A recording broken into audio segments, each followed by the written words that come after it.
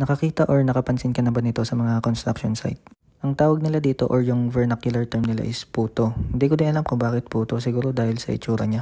Ang totoong tawag talaga dito tsaka yung purpose niya is concrete spacer. Ginagamit ang concrete spacer para ma-achieve natin yung tamang space sa mga concrete covering natin. May tatlong basic na tamang kapal ng concrete covering na dapat nating malaman. Una ay yung exposed to soil or yung mga nakadikit sa lupa. Example nito ay foundations, tie beams, tsaka yung ground floor natin. Ang tamang kapal ng concrete covering nito ay 75 mm. Makapal siya kasi sa lupa merong presence ng moisture tsaka tubig. So nakakatulong ito para hindi kalawangin agad yung bakal. Pangalawa naman ay yung exposed to weather. Example nito ay yung beams, columns, tsaka yung second floor slab natin pataas. So basically sa exterior to ng ating mga bahay.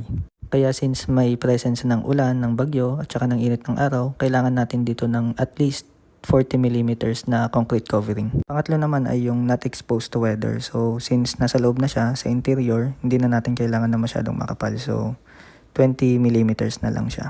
Ito yung kadalasan na rason kung bakit mabilis kalawangin yung mga bakal ng bahay ninyo. Kaya kung may natutunan ka, follow mo ko.